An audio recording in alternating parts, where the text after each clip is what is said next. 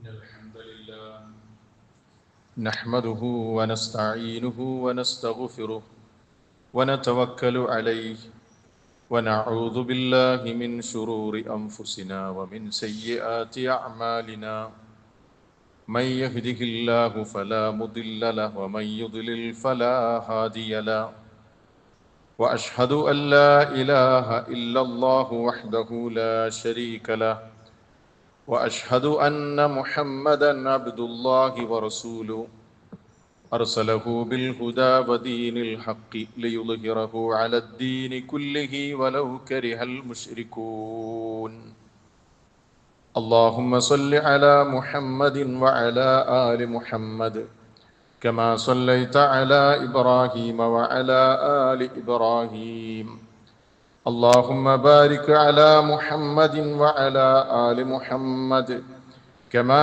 باركت على إبراهيم وعلى آل إبراهيم إنك حميد مجيد أما بعد فإن خير الحديث كتاب الله وخير الهدي هدي محمد صلى الله عليه وسلم وشر الأمور محدثاتها وكل بدعة ضلالة وكل ضلالة في النار أعوذ بالله من الشيطان الرجيم يا أيها الذين آمنوا اتقوا الله حق تقاته ولا تموتن إلا وأنتم مسلمون بسم الله الرحمن الرحيم يا أيها الذين آمنوا قوا أنفسكم وأهليكم نارا وقودها الناس والحجارة عليها ملائكة غلاظ شداد لا يعصون الله ما أمرهم ويفعلون ما يؤمرون.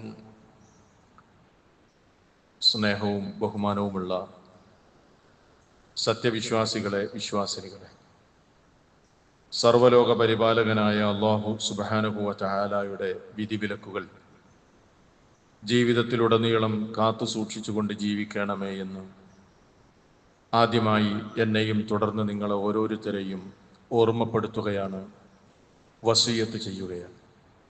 ഈ ഒരു വസിയ്യത്ത് ആത്മാർത്ഥമായി നിർവഹിക്കാൻ നമുക്കെല്ലാവർക്കും അല്ലാഹു സുബ്ഹാനഹു വ തആല തൗഫീഖ് നൽകി അനുഗ്രഹിക്കുമാറാകട്ടെ. വളരെ പ്രസിദ്ധനായ ഒരു എഴുത്തുകാരൻ പറഞ്ഞ ഒരു വാചകമുണ്ട്. ജീവിതം വളരെ ചെറുതാണ്. അശ്രദ്ധമായി സമയം പാഴാക്കുന്നതിലൂടെ നാം വീണ്ടും അതിനെ ചെറുതാക്കിക്കൊണ്ടേയിരിക്കുകയാണ് എന്ന്. വളരെ ചിന്തനീയമായ ഒരു വാചകമാണിത്. നമുക്കറിയാം വിശ്വാസികളെ, ഈ ഭൗതിക ലോകത്ത് എനിക്കും നിങ്ങൾക്കുമൊക്കെ നൽകപ്പെട്ട ആയുഷ്കാലം എന്ന് പറയുന്നത് വളരെ ചുരുങ്ങിയ കാലം മാത്രമാണ്. വളരെ ചുരുങ്ങിയ വർഷങ്ങൾ മാത്രമാണ് നമ്മളിവിടെ കഴിഞ്ഞുകൂടുന്നത്. ആ ഒരു ആയുസ്സിനിടക്ക് വളരെ അമൂല്യമായി നമുക്ക് ലഭിക്കുന്ന സമയം അത് വെറുതെ പാഴാക്കി കളയുമ്പോൾ സത്യത്തിൽ നമ്മുടെ ജീവിതം വീണ്ടും വീണ്ടും ചുരുങ്ങിക്കൊണ്ടിരിക്കുകയാണ് എന്ന ഒരു പരമയാഥാർത്ഥ്യം നമ്മൾ മനസ്സിലാക്കേണ്ടതുണ്ട്. അതുകൊണ്ട് തന്നെ മനുഷ്യന്റെ ജീവിതത്തിൽ ഏറ്റവും വിലപ്പെട്ട രണ്ട് കാര്യങ്ങളുണ്ട്. അതേതാണ്? ഈ ഭൗതിക ലോകത്ത് നമ്മൾ നേടുന്ന സമ്പാദ്യങ്ങളോ സൗകര്യങ്ങളോ ഒന്നുമല്ല. മനുഷ്യ ജീവിതത്തിൽ ഏറ്റവും അമൂല്യമായ രണ്ടെണ്ണം എന്ന് പറയുന്നത്, ഒന്ന് അവന് ലഭിക്കുന്ന സമയമാണ്, രണ്ടാമത്തേത് അവന്റെ ആരോഗ്യമാണ്.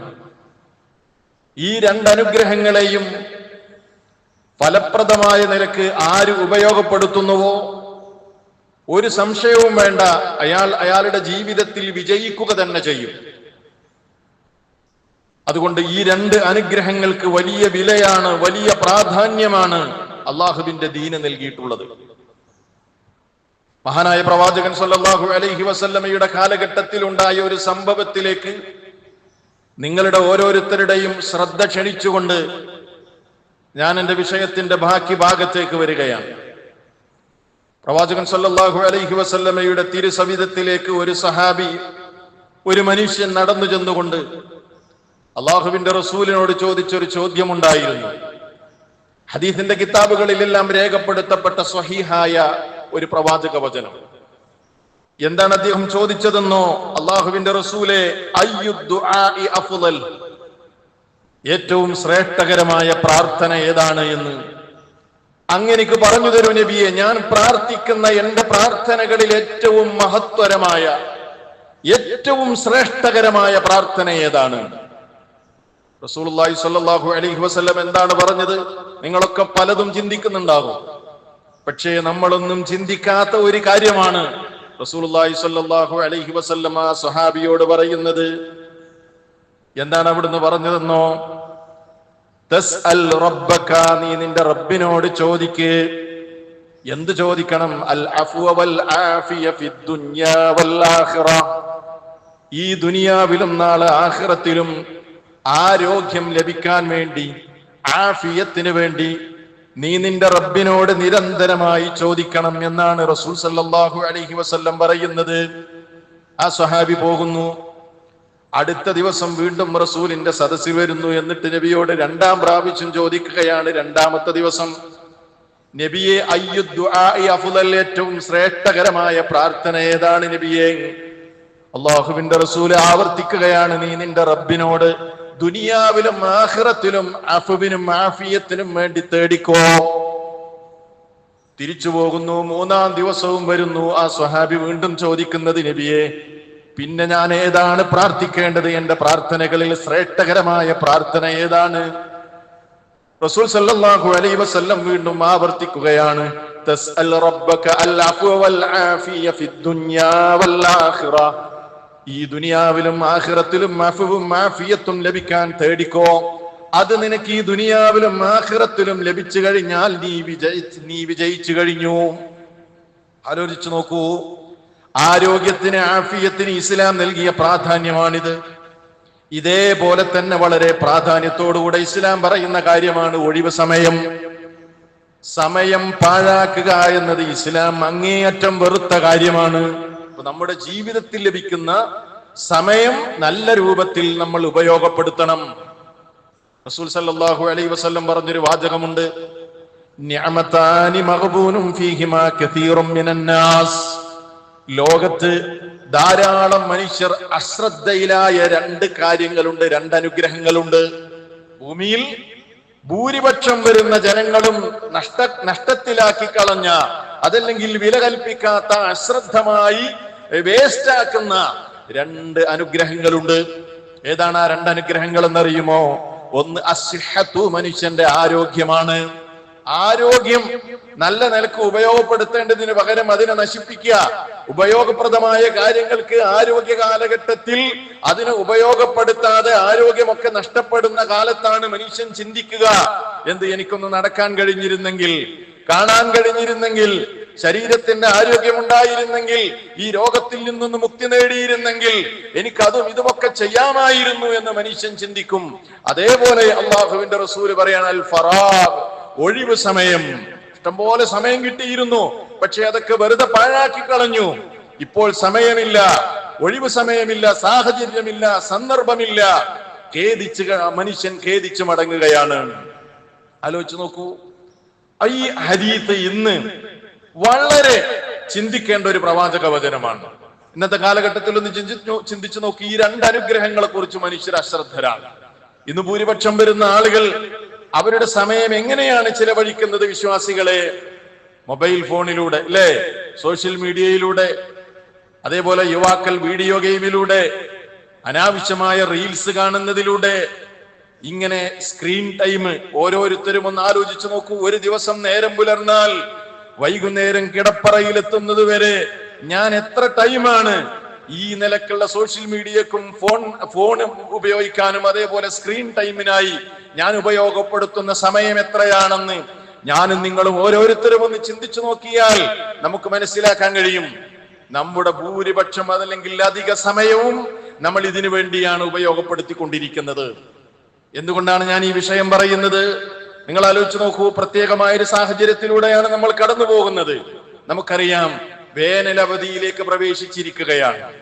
നമ്മുടെ കുട്ടികൾക്ക് വേനലവധിക്കാലമാണ് ഇല്ലേ? അവധി അതല്ലെങ്കിൽ ഒഴിവ് സമയം എന്ന് പറയുന്നത് ഒരു പ്രശ്നമുള്ള കാര്യമല്ല. ഞാൻ നേരത്തെ പറഞ്ഞതുപോലെ അനുഗ്രഹമാണത്. ഒഴിവ് സമയം കിട്ടുന്നത് അനുഗ്രഹമാണ്. പക്ഷേ ശ്രദ്ധ പുലർത്തിയിട്ടില്ല എങ്കിൽ അതൊരു ദുരന്തമായി മാറാൻ ഏറെ സാധ്യതയുള്ളത് കൊണ്ട് തന്നെ കരുതലോടുകൂടെ നാം കൈകാര്യം ചെയ്യേണ്ട ഒരു മേഖലയാണ് ഒഴിവ് സമയം, അവധിക്കാലം എന്നൊക്കെ പറയുന്നത്. അതുകൊണ്ട് ഈ പള്ളിയിലിരിക്കുന്ന ഈ ജുമഅക്ക് ഹാജരായിട്ടുള്ള വിശ്വാസികളെ, വിശ്വാസിനികളെ, രക്ഷിതാക്കളെ, വേനലവധിക്കാലത്ത് നമ്മുടെ മക്കളുമായി ബന്ധപ്പെട്ട് നാം ശ്രദ്ധിക്കേണ്ട 6 പ്രധാനമായ കാര്യങ്ങളാണ് ഇന്നത്തെ ഖുത്ബയിലൂടെ നിങ്ങളെയും എന്നെയും ഞാൻ ഓർമ്മപ്പെടുത്താൻ ആഗ്രഹിക്കുന്നത്. ആ 6 കാര്യങ്ങളിൽ നിങ്ങൾ ജാഗ്രത പുലർത്തിയാൽ വരും തലമുറയെ നമുക്ക് രക്ഷിച്ചെടുക്കാൻ സാധിക്കും. ഒന്നാമതായി മനസ്സിലാക്കേണ്ടത്, നമ്മുടെ മക്കൾ എന്ന് പറയുന്നത് അള്ളാഹു നമ്മെ ഏൽപ്പിച്ച ഏറ്റവും വലിയ ഉത്തരവാദിത്വമാണ്, അമാനത്താണ്. ഞാൻ ആമുഖമായി ഓതി കേൾപ്പിച്ച വചനം സൂറത്തു തഹ്രീമിലെ ചിന്തനീയമായ ഒരു വചനമാണ്. യാ അയ്യുഹല്ലദീന ആമനൂ, സത്യവിശ്വാസികളെ, വിശ്വാസികളെ വിളിച്ചുകൊണ്ട് അല്ലാഹു പറയാണ്, ഖൂ അൻഫുസകും വ അഹ്ലീകും നാറാ, നിങ്ങൾ നിങ്ങളുടെ സ്വന്തം ശരീരങ്ങളെയും നിങ്ങളുടെ കുടുംബത്തെയും നരകത്തിൽ നിന്ന് രക്ഷിക്കണമേ. പരലോകത്ത് ആർക്കെങ്കിലും ആരെങ്കിലും നരകത്തിൽ നിന്ന് രക്ഷിക്കാൻ കഴിയൂല. ഒരു വാപ്പയും ഒരു മകനും ഒരു ഉപകാരം ചെയ്യൂല. ഒരു മകനും ഒരു വാപ്പക്കും ഒരു മാതാവിനും ഒരു ഉപകാരം ചെയ്യൂല. പിന്നെ എന്താണ് ആ പറഞ്ഞതിന്റെ ഉദ്ദേശം നമ്മൾ മനസ്സിലാക്കേണ്ടതുണ്ട്. തുടർന്നുള്ള പറയാണ്, എന്താണ് ആ നരകത്തിന്റെ അവസ്ഥയെന്നോ, വഖൂദുഹന്നാസു വൽ ഹിജാറ, അതിൽ കത്തിക്കപ്പെടുന്ന ഇന്ധനം എന്ന് പറയുന്നത് മനുഷ്യരാണ്, ചൂടേറിയ കല്ലാണ്. അലൈഹാ മലായികത്തുൻ ഗിലാദുൻ ശിദാദ്, പരുക്കന്മാരും മല്ലന്മാരുമായ മലക്കുകളാണ് അതിന്റെ പാറാവുകാർ. അവരുടെ അവസ്ഥ കേൾക്കണോ? ലാ യഅസൂനല്ലാഹ മാ അമറഹും, അല്ലാഹ് എന്തൊരു കാര്യം അവരോട് കൽപ്പിച്ചാലും ആ കൽപ്പനയ്ക്ക് എതിരെ അവർ പ്രവർത്തിക്കുന്നതല്ല. വയഫ്അലൂന മാ യുമറൂൻ, അവർ കൽപ്പിക്കപ്പെട്ടതെന്തോ അത് അപ്രകാരം ചെയ്യുന്നവരാണ്. അതുകൊണ്ട് വിശ്വാസികളെ വിളിച്ച് അല്ലാഹ് പറയാണ്, നിങ്ങൾ നിങ്ങളുടെ സ്വന്തം ശരീരം കാത്താൽ പോരാ, നിങ്ങളുടെ വീടിനകത്തുള്ള നിങ്ങളുടെ കുടുംബമില്ലേ, അവരെയും നിങ്ങൾ നരകത്തിൽ നിന്ന് രക്ഷപ്പെടുത്തണം. ഈ ആയത്തിന്റെ തഫ്സീറിൽ മുൻഗാമികളായ സലഫുകൾ നമുക്ക് പറഞ്ഞു തരികയാണ്, എന്താണ് നിങ്ങളെയും കുടുംബത്തെയും നരകത്തിൽ നിന്ന് രക്ഷിക്കണമെന്ന് പറഞ്ഞതിന്റെ ഉദ്ദേശം എന്താണ്? മഹാനായ അലി റളിയല്ലാഹു അൻഹു പറയുന്നുണ്ട്, ഖൂ അൻഫുസകും വഅഹ്ലീകും നാറാ എന്ന് പറഞ്ഞാൽ നിങ്ങൾ എന്ത് ചെയ്യണം? അദ്ദിബൂഹും വഅല്ലിമൂഹും, നിങ്ങളുടെ മക്കളെ നിങ്ങൾ അദബ് പഠിപ്പിക്കലാണത്, അവർക്ക് നിങ്ങൾ ദീനിന്റെ ഇൽമ് പകർന്നു കൊടുക്കലാണത്. എങ്ങനെ രക്ഷിക്കേണ്ടത്? നമ്മുടെ മക്കൾക്ക് നമ്മൾ എന്തു വേണം? ഇസ്ലാമികമായ അദബുകൾ പഠിപ്പിച്ചു കൊടുക്കണം. അത് മുഴുവൻ ഉസ്താദ് പഠിപ്പിച്ചാൽ മാത്രം പോരാ, രക്ഷിതാവെന്ന നിലക്ക് നമുക്കും ചില അദബുകൾ പഠിപ്പിക്കാനുണ്ട്. ഉസ്താദിനെ ഏൽപ്പിക്കുന്ന കാര്യം മുതൽ വീട്ടിൽ നാം ചെയ്യേണ്ട ഉത്തരവാദിത്വം വരെ എല്ലാം അതിൽപ്പെടുന്ന കാര്യമാണ്. വഅല്ലിമൂഹും, ദീനിനെ കുറിച്ചുള്ള അറിവ് നിങ്ങൾ അവർക്ക് പകർന്നു കൊടുക്കണം. അപ്പൊ ഇത് നമ്മളെ ഏൽപ്പിച്ച ബാധ്യതയാണ്. ഇപ്പൊ എല്ലാ രക്ഷിതാക്കളും സാധാരണ പറയാറുള്ളത് എന്താ? കുട്ടി നേരം വെളുത്താൽ സ്കൂളിലാണ്, പിന്നെ അത് കഴിഞ്ഞാൽ പിന്നെ ട്യൂഷൻ ഉണ്ട്. രാവിലെ പോയാൽ വൈകുന്നേരമാണ് അവൻ തിരിച്ചു വരുന്നത്, അല്ലെങ്കിൽ അവൾ മടങ്ങി വരുന്നത്. കൂടുതൽ സമയം അധ്യാപകരുടെയും കുട്ടികളുടെയും സ്കൂളിലൊക്കെയാണ് സമയം ചിലവഴിക്കുന്നത്. എന്റെ അടുത്ത് വളരെ കുറഞ്ഞ സമയമുള്ളൂ, അതുകൊണ്ട് കുട്ടിനെ ഞാൻ കൂടുതൽ കാണാറില്ല, കൂടുതൽ ഇടപഴകാറില്ല, അല്ലെങ്കിൽ ഹോസ്റ്റലിലാണ് താമസിക്കുന്നത് എന്നൊക്കെയാണല്ലോ പറയാറുള്ളത്. എന്നാൽ അവധിക്കാലമായാൽ ഇതിനൊക്കെ നമുക്ക് കിട്ടുന്ന ഒരു ഓപ്പർച്യൂണിറ്റിയാണ്. നമ്മുടെ മക്കൾ നമ്മുടെ കൂടെയുണ്ട്. അപ്പൊ നമുക്ക് ചിലതൊക്കെ ചെയ്യാനുണ്ട്. എന്തൊക്കെയാണ് നമ്മൾ ചെയ്യേണ്ടത്? 6 കാര്യങ്ങൾ എണ്ണി പറയുകയാണ് ഞാൻ. നമുക്കൊക്കെ ശ്രദ്ധിക്കേണ്ട വളരെ പ്രധാനമായ കാര്യമാണ്. ഒന്നാമതായി, രക്ഷിതാക്കൾ എന്ന നിലക്ക് ഞാനും നിങ്ങളും ഒക്കെ ശ്രദ്ധിക്കേണ്ടത് എന്താണെന്നറിയോ? അധിക രക്ഷിതാക്കളും ചിന്തിക്കുന്നതറിയോ? എന്റെ കുട്ടി ഒന്ന് നന്നായെങ്കിൽ, ഞാനോ ഇങ്ങനെ ആയിപ്പോയി, എന്റെ മക്കളെങ്കിലും ഒന്ന് നന്നായെങ്കിൽ എന്ന് ചിന്തിക്കുന്നവരുണ്ട്. ഇവിടെ തർബിയത്തിന്റെ വിഷയത്തിൽ, മക്കളെ ശിക്ഷണം നടത്തുന്ന വിഷയത്തിൽ ഭൂരിപക്ഷം വരുന്ന മാതാപിതാക്കൾക്കും സംഭവിക്കുന്ന വലിയൊരു അബദ്ധമുണ്ട്. അതെന്താണെന്നറിയോ? അവരുടെ ജീവിതത്തിൽ ഇല്ലാത്ത കാര്യങ്ങൾ മക്കളോട് അവർ പറയുകയും കൽപ്പിക്കുകയും ചെയ്യുന്നു എന്നത് മക്കളെ വളർത്തുന്ന വിഷയത്തിൽ വരുന്ന ഒന്നാമത്തെ അബദ്ധമാണ് മുഅ്മിനീങ്ങളെ. അതുകൊണ്ട് നമ്മൾ എന്ത് വേണമെന്നറിയോ? ആദ്യമായി നമ്മുടെ മക്കൾ നന്നാകണമെന്ന് നിങ്ങളും ഞാനും ആഗ്രഹിക്കുന്നുവെങ്കിൽ നമ്മൾ ഒന്നാമത് മാതൃകയായി അവരുടെ മുമ്പിൽ ഉണ്ടാകണം. നമ്പർ 1, ഒന്നാമത്തെ പോയിന്റ് എന്ത്? നമ്മൾ മാതൃകയാകണം. മഹാനായ ഒരു പണ്ഡിതനുണ്ടായിരുന്നു സൗദി അറേബ്യയിൽ. നിങ്ങളൊക്കെ കേട്ട് കാണും. വളരെ പ്രസിദ്ധനായ പണ്ഡിതനാണ് ഷെയ്ഖ് ഇബ്നു ഉസൈമീൻ റഹിമഹുല്ലാഹ്. വൈജ്ഞാനികമായ ധാരാളം സംഭാവനകൾ മുസ്ലിം സമൂഹത്തിന് നൽകിയ മഹാനായ പണ്ഡിതൻ. അദ്ദേഹം പറഞ്ഞൊരു വാക്ക് ഞാൻ ഈ സന്ദർഭത്തിൽ നിങ്ങളെ കേൾപ്പിക്കുകയാണ്. അല്ലിമു ഔലാദകും അസ്സിദ്ഖ്. നിങ്ങൾ നിങ്ങളുടെ മക്കൾക്ക് സത്യസന്ധത പഠിപ്പിക്കണേ രക്ഷിതാക്കളെ. എങ്ങനെ? മോനെ സത്യം പറയണട്ടോ, കളവ് പറയരുത് എന്ന് നിങ്ങൾ ഉപദേശിച്ചത് കൊണ്ട് രക്ഷപ്പെടുവോ? അങ്ങനെ സത്യസന്ധനാകുവോ? ഇല്ല. എങ്ങനെ വേണം? ബിൽ ഖൗലി വൽ ഫിഅലി. നിങ്ങൾ പറയുക വേണം, അതോടൊപ്പം നിങ്ങൾ ജീവിതത്തിൽ അത് കാണിച്ചു കൊടുക്കണം. വാപ്പയും ഉമ്മയും സത്യസന്ധത പുലർത്തുന്നു എങ്കിലേ ആ കുട്ടി, നമ്മുടെ മക്കൾ സത്യസന്ധരാകൂ. അതുകൊണ്ട് അദ്ദേഹം പറയാണ്, ഫഇദാ ഹദ്ദസ്തുമൂഹും ഫലാ തക്ദിബു അലൈഹിം. നിങ്ങൾ അവരോട് വല്ലതും സംസാരിക്കുമ്പോൾ ഒരിക്കലും നിങ്ങൾ മക്കളോട് കളവ് പറയരുത്. വഇദാ വഅദ്തുമൂഹും ഫലാ തഹ്ലിഫു വഅദകും. നിങ്ങൾ അവരോട് വല്ലതും വാഗ്ദാനം ചെയ്താൽ, ഞാൻ പരീക്ഷയ്ക്ക് മാർക്ക് കിട്ടിയാൽ നിനക്ക് ഇന്ന ഗിഫ്റ്റ് തരട്ടോ, അതല്ലെങ്കിൽ ഇന്നത് ഞാൻ നിനക്ക് ചെയ്തു തരട്ടോ, ഇന്ന ഓഫർ ഉണ്ട് കേട്ടോ നിനക്ക് എന്നൊക്കെ കുട്ടികൾക്ക് നമ്മൾ ഓഫർ കൊടുത്തിട്ട് ഇന്നത് വാങ്ങിച്ചു തരാം, അതല്ലെങ്കിൽ അത് ചെയ്തു തരാം, ഇത് ചെയ്തു തരാം എന്നൊക്കെ പറഞ്ഞിട്ട് അത് നിങ്ങൾ ലംഘിക്കരുത്. അതിലൂടെ കുട്ടികളിലേക്ക് പോകുന്ന ഒരു മെസ്സേജ് ഉണ്ട്. അതെന്തെന്നറിയുമോ? വാഗ്ദത്തം ചെയ്താൽ ലംഘിക്കുന്നതിന് കുഴപ്പമില്ല. എന്റെ വാപ്പയിൽ ഞാൻ അത് കാണുന്നു. കളവിടക്കിടക്ക് പറയുന്നതിന് കുഴപ്പമില്ല. എന്റെ ഉമ്മയിൽ ഞാൻ അത് കാണുന്നു. അത് കണ്ടു വളരുന്ന കുട്ടികൾ എങ്ങനെ സത്യസന്ധരായി മാറും? ഒന്നാമത്തെ പോയിന്റ്. മഹാനായ ഉത്ബത്ത് ബിൻ അബീ സുഫിയാൻ പ്രസിദ്ധനായ ഒരു വ്യക്തിയാണ്. അദ്ദേഹത്തിന് മകനെ പഠിപ്പിച്ചുകൊണ്ടിരിക്കുന്ന ഒരു ഉസ്താദ് ഉണ്ടായിരുന്നു. ആ ഉസ്താദിന്റെ അടുത്ത് ചെന്നിട്ട് മഹാനായ പണ്ഡിതൻ ഉസ്താദിന് കൊടുക്കുന്ന ഒരു ഉപദേശം ചരിത്രത്തിന്റെ പുസ്തകങ്ങളിലൊക്കെ കാണാൻ കഴിയും. എന്താണ് കൊടുക്കുന്നതെന്നറിയോ? അദ്ദേഹം പറയാണ്, ഉസ്താദിനോട് പറഞ്ഞു കൊടുക്കുകയാണ്, എന്റെ കുട്ടിനെ നീയാണല്ലോ പഠിപ്പിക്കുന്നത്, അതുകൊണ്ട് നിന്നോട് എനിക്ക് പറയാനുള്ളത്, ലിയകുൻ അവ്വല ഇസ്ലാഹിക ലിവലദി ഇസ്ലാഹുക ലിനഫ്സിക്. എന്റെ മകനെ നീ നന്നാക്കുമ്പോൾ ആദ്യമായി നീ ശ്രദ്ധിക്കേണ്ടത് നീ നന്നാകണം. നിന്റെ നഫ്സിനെ നീ നന്നാക്കിയിട്ടായിരിക്കണം എന്റെ മകനെ നീ ഇസ്ലാഹ് ചെയ്യേണ്ടത്. കാരണം എന്താണെന്നറിയോ? ഫഇന്ന ഉയൂനഹും മഅഖൂദതും ബിക്. ആ കുട്ടികളുടെ നയനങ്ങൾ എപ്പോഴും നിന്നിൽ ബന്ധിതമാണ്. ആ കുട്ടികളുടെ കണ്ണുകൾ എപ്പോഴും ഉസ്താദിൽ ബന്ധിതമാണ്. ഫൽഹസനു ഇൻദഹും മാ സനഅത. അവർ നല്ലതായി കാണുന്നത് നീ ചെയ്യുന്നതാണ്. വൽ ഖബീഹു ഇൻദഹും മാ തറക്ത. അവർ ചീത്തയായി കാണുന്നത് നീ ഉപേക്ഷിക്കുന്നതാണ്. അപ്പൊ ഉസ്താദും ഉപ്പയും ഉമ്മയും ഒക്കെ എന്തൊക്കെയാണോ ചെയ്യാത്തത് അതാണ് മക്കളും ചെയ്യാതിരിക്കുന്നത്. അവര് ചെയ്യുന്നതൊക്കെ നല്ലതാണ് എന്നാണ് കുട്ടികളുടെ വിചാരം. അതുകൊണ്ട് എപ്പോഴും റോൾ മോഡലായി സ്വീകരിക്കുന്നത് ഉസ്താദിനെയും വാപ്പയെയും ഉമ്മയെയും ഒക്കെയാണ്. അതുകൊണ്ട് എപ്പോഴും ജീവിതത്തിൽ നിങ്ങൾ നന്മ പുലർത്തിയെങ്കിലേ മക്കളും നന്നാകൂ എന്നാണ് ഇസ്ലാം ഒന്നാമതായി പഠിപ്പിക്കുന്നത്. ഒന്നാമത്തെ പോയിന്റാണ്. ഇവിടെ എവിടേക്ക് വീഴ്ചയുണ്ടോ? വാപ്പ നിസ്കരിക്കുന്നില്ല, മോനോട് നിസ്കരിക്കാൻ പറഞ്ഞ കാര്യമുണ്ടോ? ഒരു കാര്യമില്ല. ഞാൻ ചുരുക്കി പറയണം, വിശദമായി പറയേണ്ട പോയിന്റുകളാണ്, നിങ്ങൾക്ക് മനസ്സിലാകുന്നുണ്ടാവും. രണ്ടാമത് എന്താണ് നമ്മൾ മനസ്സിലാക്കേണ്ടത്? രണ്ടാമത്തെ പോയിന്റ് എന്ന് പറയുന്നത്, നമ്മൾ ചിലപ്പോൾ തിരക്കുള്ള ജോലിക്കാരായിരിക്കാം, ജീവിതത്തിൽ ബിസി ഉണ്ടായിരിക്കാം, പക്ഷേ നമ്മുടെ മക്കളുടെ കൂടെ, ഭാര്യയുടെ കൂടെ, കുടുംബത്തിന്റെ കൂടെ അവരുടേതായ ആവശ്യങ്ങളൊന്ന് കേൾക്കാനും പറയാനും അവരുടെ കൂടെ കളിക്കാനും ഒക്കെ കുറച്ചൊക്കെ സമയം ചിലവഴിക്കാൻ നമ്മൾ തയ്യാറാകേണ്ടതുണ്ട്. അത് രണ്ടാമതായി നമ്മുടെ മക്കളോടുള്ള ബാധ്യതയാണ്, കുടുംബത്തോടുള്ള ബാധ്യതയാണ്. ഇതിലേറ്റവും വലിയ മാതൃക നമുക്ക് നമ്മുടെ നേതാവായ റസൂൽ സല്ലല്ലാഹു അലൈഹി വസല്ലമിന്റെ മാതൃകയാണ്. ആരാണ് അള്ളാഹുവിന്റെ റസൂൽ? വലിയ ഉത്തരവാദിത്വമുള്ള പ്രവാചകനാണ്. ലോകത്തുള്ള സർവ്വ മനുഷ്യർക്കും ദീനെത്തിക്കേണ്ട ഉത്തരവാദിത്വമുണ്ട്.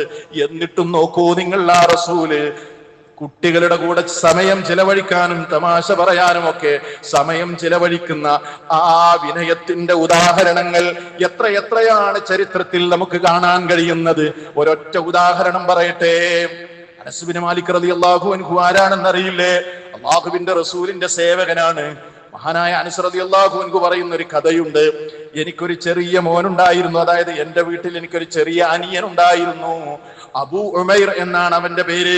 അങ്ങനെ ഇടക്കിടക്ക് അല്ലാഹുവിന്റെ റസൂല് ഞങ്ങളുടെ വീട്ടിൽ വരുമ്പോൾ ആ കൊച്ചുമകനെ, എന്റെ ചെറിയ മകനെ, അതല്ലെങ്കിൽ എന്റെ ചെറിയ അനിയനെ എപ്പോഴും അല്ലാഹുവിന്റെ റസൂൽ ഇങ്ങനെ കളിപ്പിക്കുമായിരുന്നു. അവനെ കളിപ്പിക്കാനായിട്ട് ഞങ്ങളുടെ വീട്ടിലേക്ക് വരുമായിരുന്നു. ഒരിക്കൽ എന്റെ ആ ചെറിയ അനുജൻ ദുഃഖിതനായി ഇരിക്കുകയാണ്. സമയത്ത് അല്ലാഹുവിന്റെ റസൂല് അവനോട് ചോദിക്കുന്നുണ്ട്, യാ അബാ ഉമൈർ മാ ഫഅലൻ നുഗൈർ, അല്ല അബൂ ഉമൈറെ, എവിടെ പോയി നിന്റെ നുഗൈർ, എവിടെ പോയി?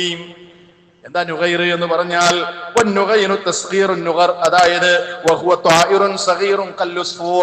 ചെറിയൊരു പക്ഷിക്കുഞ്ഞാണ്. അവന് കളിക്കാൻ ഒരു പക്ഷിക്കുഞ്ഞുണ്ടായിരുന്നു.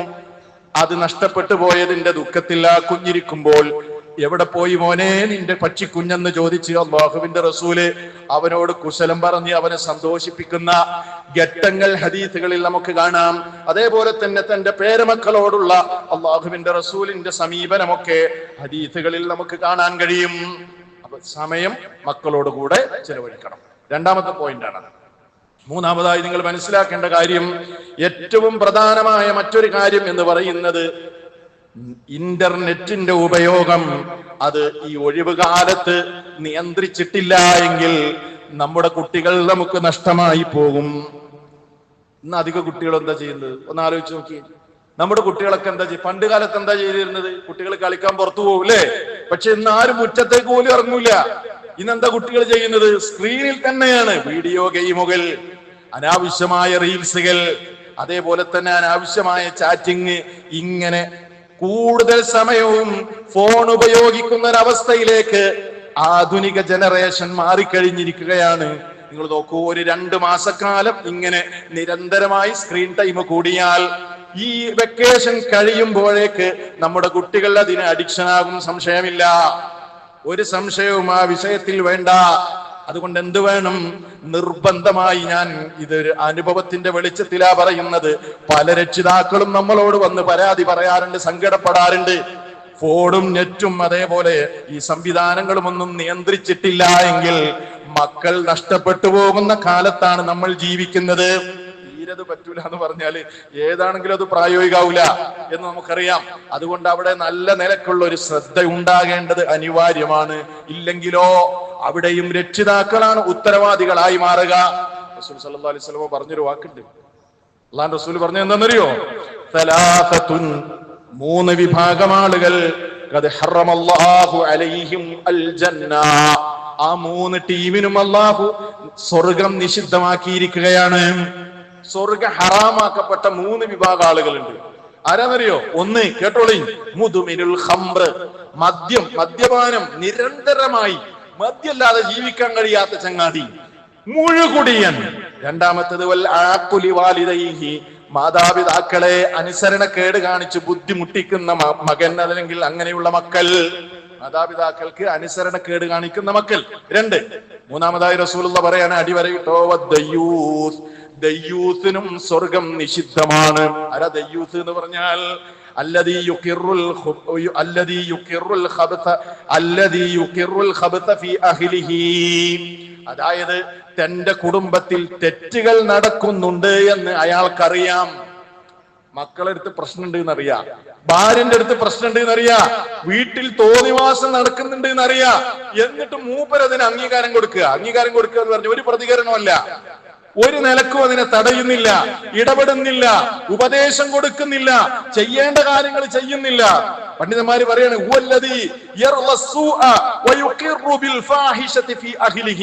ഈ നിലക്കുള്ള തോന്നിവാസങ്ങൾ, താൻ ഇടപെടേണ്ട അധികാരമുണ്ടായിട്ട് ഇടപെടേണ്ട മേഖലകളിൽ ഇടപെടാതെ, നിർദ്ദേശം കൊടുക്കാതെ, അദബ് പഠിപ്പിക്കാതെ, അവർക്ക് നല്ലത് പറഞ്ഞു കൊടുക്കാതെ, തെറ്റിൽ നിന്ന് അവരെ പിന്തിരിപ്പിക്കാതെ, ഉത്തരവാദിത്വം നിർവഹിക്കാതെ, ഈ നിലക്ക് എല്ലാറ്റിനും പച്ചക്കൊടി കാണിക്കുന്ന കുടുംബനാഥന്മാരാണ് ദയ്യൂസ്.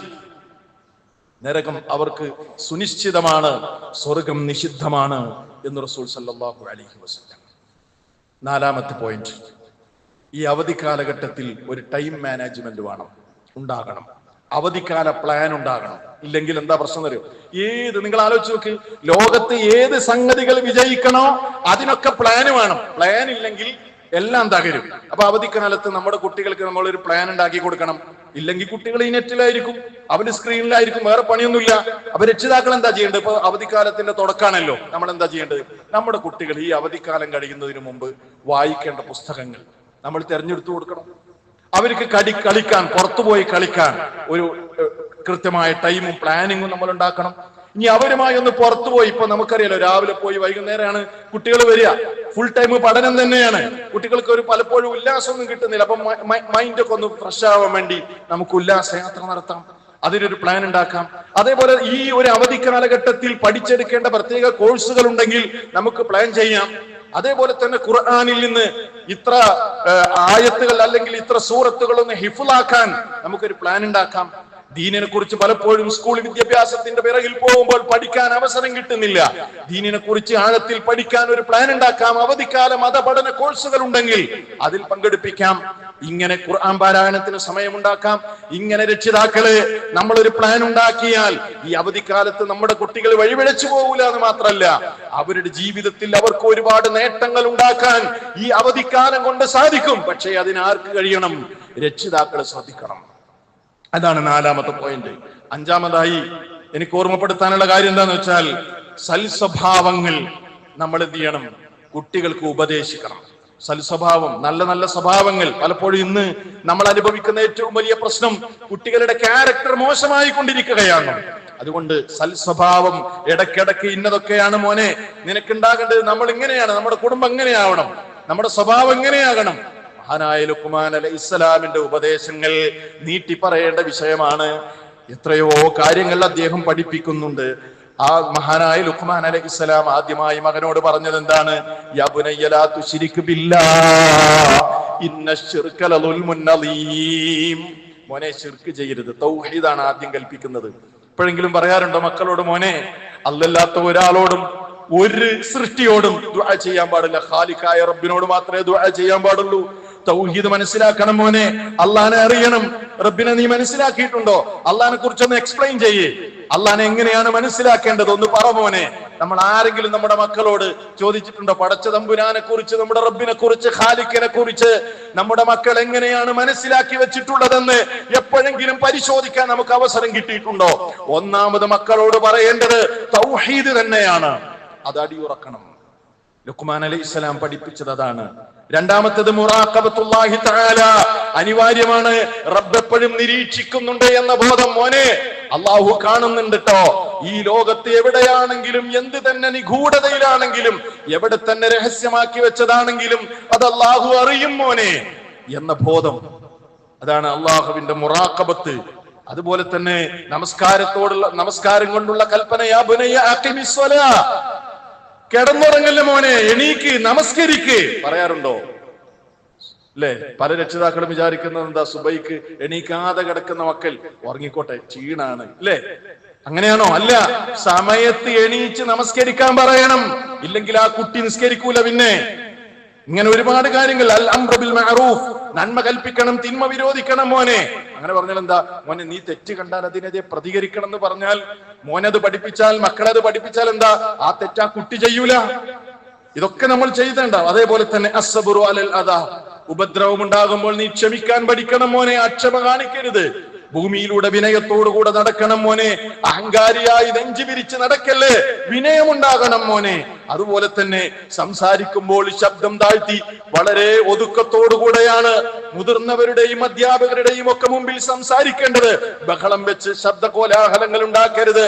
അത് അഹങ്കാരത്തിന്റെ ലക്ഷണമാണ്, അത് ദുഷിച്ച സ്വഭാവമാണ്. ഇതൊക്കെ ലുഖ്മാൻ അലൈഹിസ്സലാം നൽകിയ ഉപദേശങ്ങളാണ്. പരിശോധിക്കുക രക്ഷിതാക്കളെ, ഞാനും നിങ്ങളൊക്കെ നമ്മളിതൊക്കെ പറയാറുണ്ടോ, ഉപദേശിക്കാറുണ്ടോ? ഇതൊക്കെ നമ്മൾ പഠിപ്പിക്കുമ്പോഴും പറയുമ്പോഴും ഇങ്ങനെയുള്ള ഒരു രീതി നമ്മുടെ വീട്ടിൽ ഉണ്ടാകുമ്പോഴുമാണ് നമ്മുടെ മക്കൾ രക്ഷപ്പെടുക. ഇതൊന്നും നമ്മൾ ചെയ്യാതെ, ഉത്തരവാദിത്തം ചെയ്യാതെ മകൻ കൈവിട്ടുപോയി, മകള് കൈവിട്ടുപോയി എന്ന് പറഞ്ഞതിൽ ഒരർത്ഥവുമില്ല. അതുകൊണ്ട് ഈ ഒരു വലിയ അമാനത്ത്, ഈ ഒരു ഉത്തരവാദിത്വം നമ്മൾ നിർവഹിക്കണം. ഇനി ഒരു പോയിന്റ് കൂടെ ഉണ്ട്, അത് ഇൻഷാ അല്ലാഹ് വിശദീകരിക്കും. അല്ലാഹു സുബ്ഹാനഹു വ തആല അവനിഷ്ടപ്പെടുന്ന സജ്ജനങ്ങളുടെ കൂട്ടത്തിൽ നമ്മെയും നമ്മുടെ മക്കളെയും കുടുംബത്തെയും എല്ലാവരെയും അല്ലാഹു ഉൾപ്പെടുത്തി അനുഗ്രഹിക്കുമാറാകട്ടെ.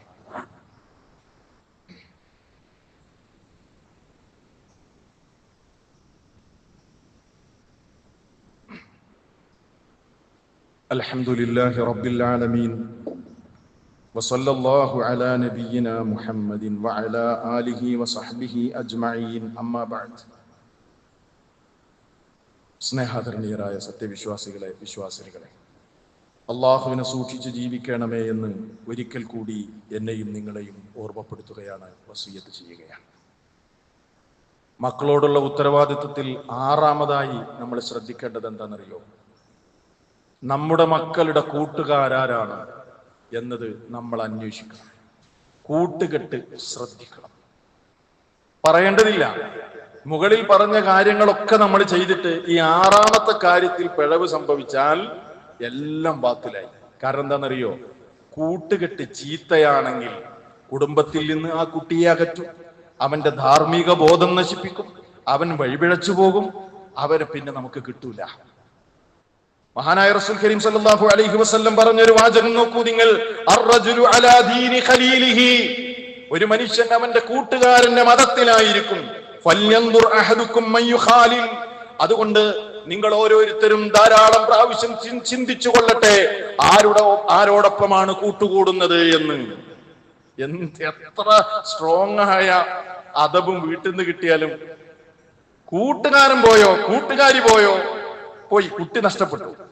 ഒരുപാട് ഇന്ന് ലോകത്ത് കാണുന്ന മിക്ക പ്രശ്നങ്ങളുടെയും അടിസ്ഥാനം ചീത്ത കൂട്ടുകെട്ടിൽ പോയി പെട്ടതാണ്. അതുകൊണ്ട് ആരാണ്, അവന്റെ ഹിസ്റ്ററി എന്താണ്, അവന്റെ പ്രൊഫൈൽ എന്താണ്, നമ്മുടെ മകളുടെ കൂട്ടുകാരികൾ ആരാണ്, മകന്റെ നല്ല കൂട്ടുകെട്ട് തെരഞ്ഞെടുക്കാൻ നമ്മുടെ മക്കളെ നമ്മൾ പ്രേരിപ്പിക്കണം. അങ്ങനെ വഴിപിഴച്ചു പോയിട്ട് കൂട്ടുകാരാൽ പിഴപ്പിക്കപ്പെട്ട മനുഷ്യന്മാര് പരലോകത്തെത്തിയിട്ട് ഖേദിക്കുന്ന ഒരു രംഗം വിശുദ്ധ ഖുർആനിൽ സൂറത്ത് ഫുർഖാനിൽ അല്ലാഹു പറയുന്നുണ്ട്. എന്താ അല്ലാഹു പറയുന്നതെന്നറിയോ? വയൗമ യഅല്ലുല്ലാലിമു അലാ യദൈഹി യഖൂലു യാ ലൈതനി ഇത്തഖദ്തു മഅർ റസൂലി സബീലാ. അക്രമിയതാ പരലോകത്ത് വിരൽ കടിക്കുകയാണ്. പഠിച്ചവനെ, പ്രവാചകൻ പഠിപ്പിച്ച മാർഗം ഞാൻ സ്വീകരിച്ചിരുന്നെങ്കിൽ എന്ന് പറഞ്ഞിട്ട് ഖേദത്തോടെ വിരൽ കടിക്കുകയാണ് അക്രമി. അയാൾ അവിടെ ഖേദിക്കുന്നത് എന്താണെന്നോ? യാ വൈലതാ ലൈതനീ ലം അത്തഖിദ് ഫുലാനൻ ഖലീലാ, ഇന്നാലിന്നവനെ ഞാൻ കൂട്ടുകാരനായി സ്വീകരിച്ചിട്ടില്ലായിരുന്നുവെങ്കിൽ എത്ര നന്നായിരുന്നേനെ. ലഖദ് അളല്ലനി അനിദ്ദിക്രി ബഅദ ഇദ് ജാഅനി വകാന അശ്ശൈത്താനു ലിൽഇൻസാനി ഖദൂലാ. എനിക്ക് കൃത്യമായ ഉത്ബോധനം നൽകപ്പെട്ടിട്ടും അവൻ എന്നെ വഴിപിഴപ്പിച്ച് കളഞ്ഞല്ലോ. ഈ ഒരു നെടുങ്കേദം പരലോകത്ത് ഉണ്ടാകാൻ പോകുന്നതാണ് എന്ന് അല്ലാഹു സുബ്ഹാനഹു വ തആല നമ്മളോട് ഓർമ്മപ്പെടുത്തുകയാണ്. അപ്പൊ ഈ പറഞ്ഞ പോയിന്റുകൾ ഒന്നുകൂടെ ഞാൻ ചുരുക്കി പറയാണ്. ഒന്നാമത്തെ പോയിന്റ്, നമ്മൾ മാതൃകയാകണം. രണ്ടാമത്തെ പോയിന്റ്, മക്കളുടെ കൂടെ നമ്മൾ സമയം ചിലവഴിക്കണം. മൂന്നാമത്തേത്, ഇന്റർനെറ്റ് നിയന്ത്രിക്കൽ വളരെ അനിവാര്യമാണ്. നാലാമത്തേത്, ഒരു ടൈം മാനേജ്മെന്റ് ഈ അവധിക്കാലത്തുണ്ടാകണം. അഞ്ചാമത്തേത്, സൽസ്വഭാവം മക്കൾക്ക് പകർന്നു കൊടുക്കണം.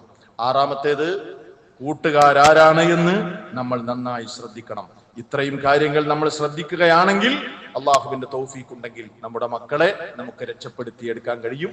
അവർക്ക് ഈ ദുനിയാവിലും ആഖിറത്തിലും അത് പ്രയോജനപ്രദമാകും. ആ നിലക്ക് പ്ലാൻ ചെയ്യാനും മക്കളെ വളർത്താനും അള്ളാഹു നമുക്കെല്ലാവർക്കും തൗഫീഖ് നൽകി അനുഗ്രഹിക്കുമാറാകട്ടെ. അറിഞ്ഞോ അറിയാതെയോ സംഭവിച്ചു പോയ അപരാധങ്ങൾ അള്ളാഹു നമുക്ക് പുറത്തു മാപ്പാക്കി തരുമാറാകട്ടെ. നമ്മെയും നമ്മുടെ കുടുംബത്തെയും അവന്റെ ജന്നാത്തുൽ ഫിർദൗസിൽ അവൻ ഒരുമിച്ച് ചേർക്കുമാറാകട്ടെ. നമ്മിൽ നിന്ന് മരണപ്പെട്ടു പോയവർക്ക് അള്ളാഹു പുറത്തു കൊടുക്കുമാറാകട്ടെ. അവരെയും നമ്മെയും അവന്റെ ജന്നാത്തുൽ ഫിർദൗസിൽ അള്ളാഹു ഒരുമിച്ച് ചേർക്കുമാറാകട്ടെ.